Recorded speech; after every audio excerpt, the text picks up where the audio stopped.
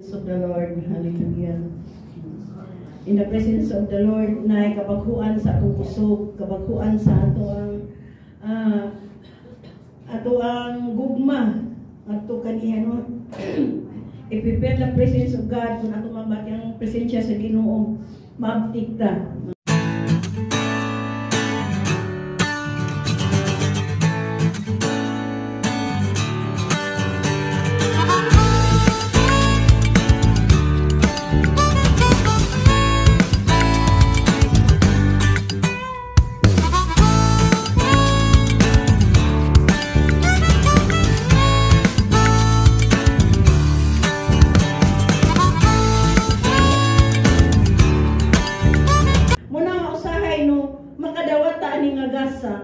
Pero dili nato gi-practice kay ngano kung ikaw kanunay kang nagpaduol sa Ginoo na naghatag na nimo ang gasa sa Ginoo, kinahanglan imo na siyang i-practice para ang speaking of tongues.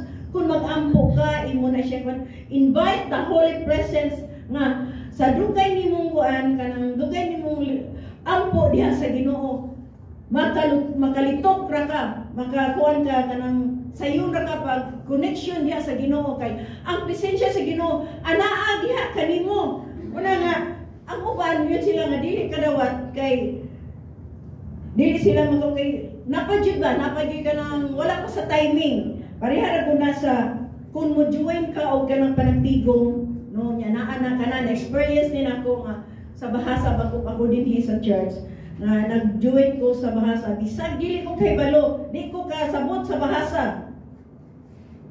Sa kada buntag namong debosyon, una na nga kauban ako sa Pastor Tomas na ba Indonesia. Na kining akong amiga nga Indonesia, grabe gini siya magampo. Uli na sa Indonesia.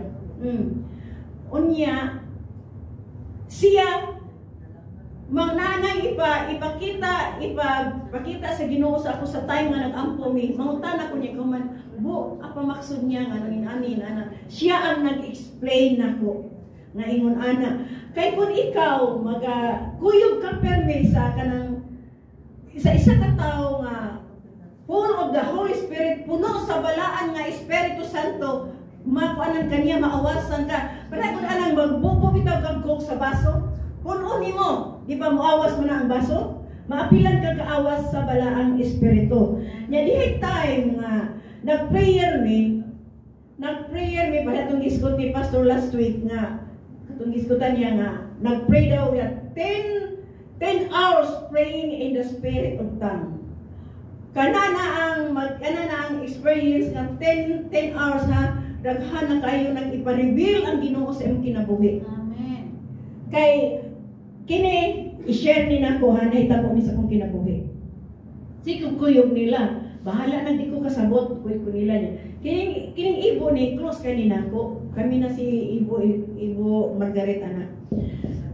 Sa dugay na mong ampo, mga dugay mo kami mahuman atog ampo, alas 8 sa mahuman, alas 12 sa punto na. Dihay time nga napuno ni sa balaang espiritu. Siya daghan na kay siya kanang istorya. Nagbarog mi. Pagbarog na mo no nagsige pa naglakaw na ko na per instance ako nagkuan ko ni hunong ko sige jud ko kuan. Pagkahuman abi ninyo na hindi pakita ang Ginoo sa kuha. Nakita nako nga niadto ko atong bukid as in bukid jud. Pero pag kanindot sa bukid, di ka kakitag na ay punuan sa kahoy, di ka kakitag na isagbot. Ang bukid, puno siya, green kay siya nga tanan. Unya dayon, pagkadaghan nga bulak nga pag kanindot sa bulak. Wa ko kasabot og unsa to asa tong lugara. Basta nakita lang ako kanang lawong na bitaw kay ka deep na in prayer, deep na kanang mag-speaking on tongues. Mo ra gyud to nga basta dugayan lagi paghuman aton yung kungabo. Nuntan na siya na kung abo. Apa matsam niya na siya no nga. Tadi ba ka nung nag-amputan. Saya ada malihat sesuatu. Niya anak ko. Apa itu bu? Itu bukid. Tapi tiada ya, kada puko, imo wagyoy puko sa kahoy.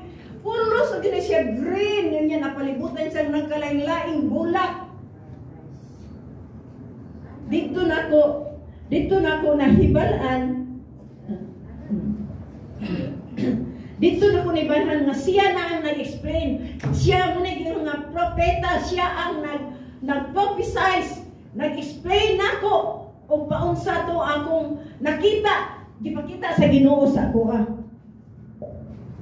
i-explain niya nga wala diyo'y tao bisan i-rain diha, bisan unsa diha pagkanindot yun sa lugar nga akong nakita nga sa akong pag ampo atong higayuna kanang murag kanang napila ko murag ni isa bitaw ko murag naglupad ko manang siya nga bo ikaw tao ang imong espiritu nakaadto na sa lain nga lugar kay balo kag asa to di ba na ito bo siya sa Garden of Eden dito jud di na ginako kalimtan nga sa akong kinabuhi nga gipakita sa Ginoo sa kuha pagkanindot naman gud sa Bermuda nindot yung kay siya nga pagkabukid nga mingaw nga lami jud kay siya puy-an pero wa gyud tawo nga nagpuyo mo to giingon explain ko niya muna nga pinaagi adto diha na ko nakakuha og experience nga kung kita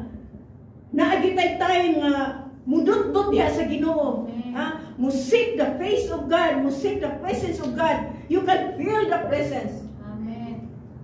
Mo na akong experience mga igsoon nga ako dyan ang isulti ninyo.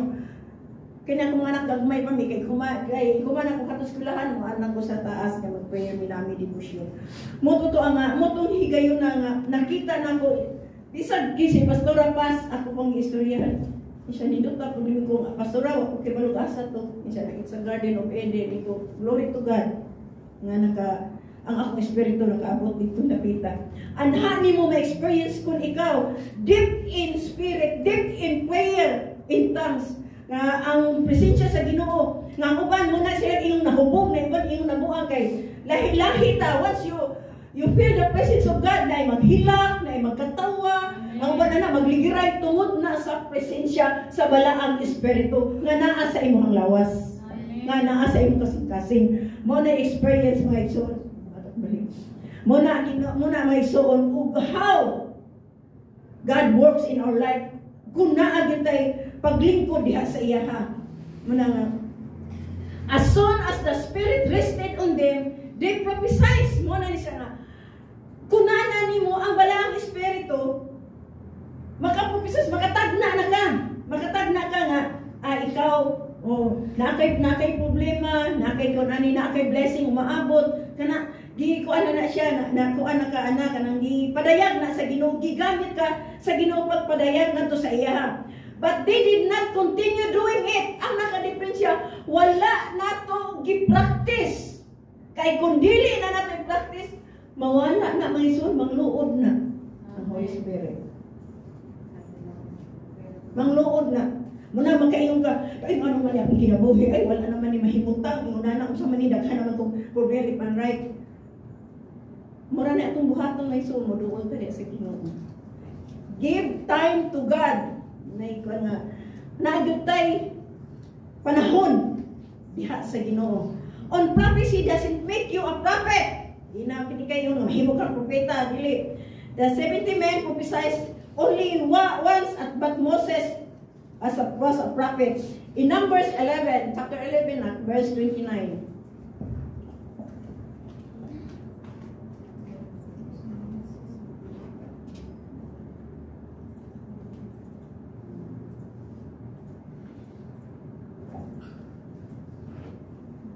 O si Moses mitubag kaniya.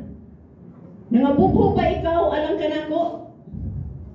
Hinaut unta nga ang tibok nga katawhan ni Jehova nga manalagna nga igabutang ni Jehova ang iyang espiritu sa ibabaw niini. Nung muna ikuan diha nung nga niyon si kuan nga but Moses said to them, are you jealous for my sake? Would you all Lord's people were prophets that the Lord would put His Spirit on them? Muna yun. Moses say, I wish nagkuan lang ko nga hinaot that all the Lord's people were prophets and that the Lord will put His Spirit on them. hinaot nga mga katawhan sa Ginoo managna ipubutang sa Ginoo ang iyang espiritu ngadto kanila. Moses look at forward to the time when all God's people would prophesy on the day of Pentecost. Moses came to pass. Prophesying according to Joel is the evidence of the baptism of the Holy Spirit, the arrival of the Holy Spirit in a new way. Ang pagtagna according to Joel, di pa dayag ang baptismo sa Balang Espiritu nga yung kanang sa umaabot sa Balang Espiritu, no? This non-canonical prophesying is for all believers, for general exhortation. Para kini non-canonical prophesying is for all believers, para kanatong tanan nga magtotoo diha ni Kristo. Okay, Paul emphasized the importance of prophesying for edification of the church. Muna hindi ko ano nga si Paul iyahang ipasiugda nga isa kini ka importante aron mapalig-on dinha sa maong iglesia. Ano nga aron malig-on kay kuna tay mga spirit, the more ang atong church becomes strong. In 1 Corinthians nandito siya nagkuan nga available to all believers who seek it today. Na dinalan ko basa no? Yan sa 1 Corinthians yan sa chapter 14 nga kini niya na ani karong panahon na sa mga available sa tanang mga tumutuo diha kang Kristo na ani siya who seek it today, kung kinsa ang nangita karon no panahon na muna nga who can prophesy in the church. In 1 Corinthians 14 verse 1 to 5.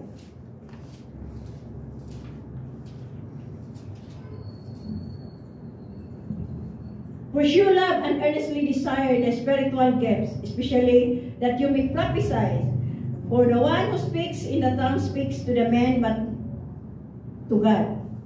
For the one understands him, but he utters many mysteries in the spirit. 3. On the other hand, the one who prophesies speaks to the people or tell upbuilding and encouragement and consultation. The one who speaks in tongue